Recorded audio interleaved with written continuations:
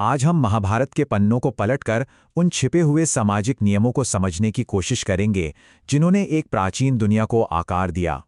जरा सोचिए, महाभारत सिर्फ एक कहानी नहीं बल्कि एक तरह की टाइम मशीन है जो हमें हजारों साल पहले के भारत में ले जाती है।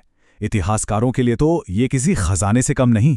ये सिर्फ एक महाकाव्य नहीं बल्कि प्राचीन भारतीय समाज की मान्यताओं, रिश्तों और नियमों को समझने की एक चाबी है। तो चलिए इसमें और गहराई से उतरते हैं।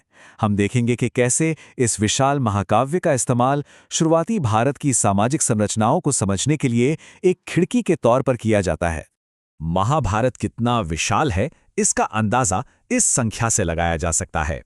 1,00,000 से भी ज्यादा श्लोक, मतलब दुनिया के मशहूर महाकाव्य इलियड और ओडिसी को मिला दें तो भी ये उससे 7 गुना ज्यादा बड़ा है।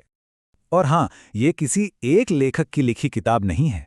इसे बनने में करीब 1000 साल लगे, मतलब लगभग 500 ईसा पूर्व से शुरू होकर कई पीढ़ियों ने अपनी कहानियों और ज्ञान से इसे संवारा है।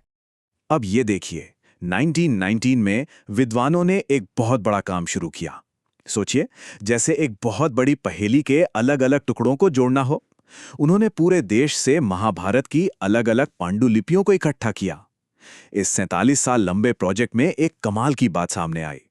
कहानी का जो मूल सार था वो तो एक ही था, लेकिन हर इलाके में उसे अपने अपने अंदाज में कहा सुना गया था। इससे ये साफ हो जाता है कि महाभारत कोई पत्थर की लकीर नहीं बल्कि एक जीता जागता बदलता हुआ ग्रंथ था।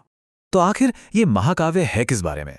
अगर बहुत संक्षेप में कहें तो ये एक परिवार के झगड़े की कहानी है, लेकिन कोई ऐसा वैसा झगड़ा नहीं, बल्कि एक ऐसा झगड़ा जिसने पूरे भारत को युद्ध की आग में झोंक दिया था।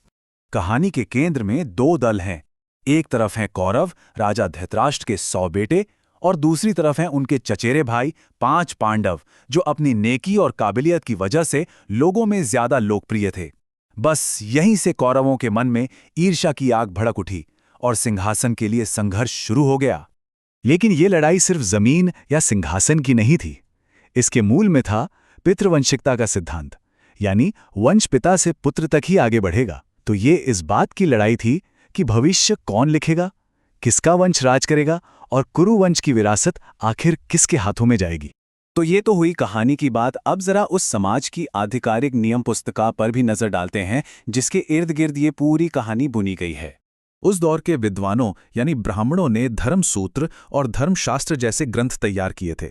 ये संस्कृत में लिखी वो रूल बुक्स थीं जिनमें समाज के हर वर्ग के लिए क्या सही है और क्या गलत, इसके नियम तय किए गए थे।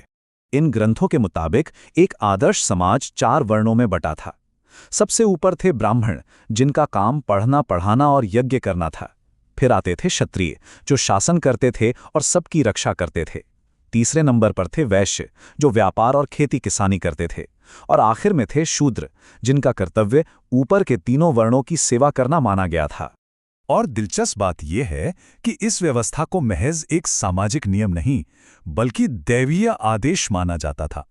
ऋग्वेद के पुरुष सूक्त में कहा गया है कि इन 4 वर्णों की उत्पत्ति आदि पुरुष ब्रह्मा के शरीर के अलग अलग अंगों से हुई है। लेकिन सवाल ये उठता है कि क्या कागज पर लिखे ये नियम असल जिंदगी में भी उतनी ही सख्ती से माने जाते थे? चलिए अब कहानी के इस मोड़ को देखते हैं जहां आदर्श और हकीकत का टकराव होता है। ब्राह्मणवादी नियमों में शादी को लेकर एक बहुत खास नियम था, गोत्र का। नियम ये था कि शादी के बाद एक महिला को अपने पिता का गोत्र छोड़कर पति का गोत्र अपनाना होता था। और हां, एक ही गोत्र में शादी करना बिल्कुल मना था। तो क्या समाज में, खासकर बड़े बड़े राज परिवारों में, इन नियमों का हमेशा पालन होता था या फिर यहां कुछ अपवाद भी देखने को मिलते हैं? इसका जवाब हमें मिलता है दक्षिण भारत के एक बहुत शक्तिशाली राजवंश सातवाहनों के इतिहास से। उनके समय के शिलालेख एक बिल्कुल ही अलग कहानी बयां करते हैं।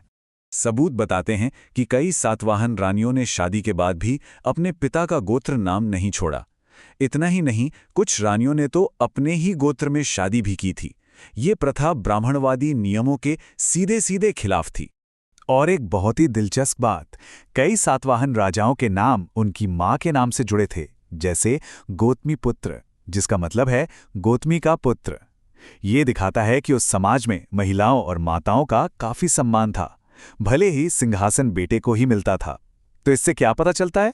यही कि नियम अपनी जगह थे और असल जिंदगी अपनी जगह। तो अगर लोग नियमों को तोड़ रहे थे तो फिर समाज में व्यवस्था कैसे बनी रहती थी? यहीं पर एंट्री होती है कहानियों की ताकत की। वो कहानियां जो उन लोगों को भी नियमों के दायरे में रखती थी जो शायद आधिकारिक तौर पर बाहर थे। महाभारत में एकलव्य की कहानी इसका एक बहुत बड़ा उदाहरण है। जंगल में रहने वाले एक निषाद समुदाय का होने की वजह से गुरु द्रोण उसे शिक्षा देने से मना कर देते हैं, पर एकलव्य हार नहीं मानता।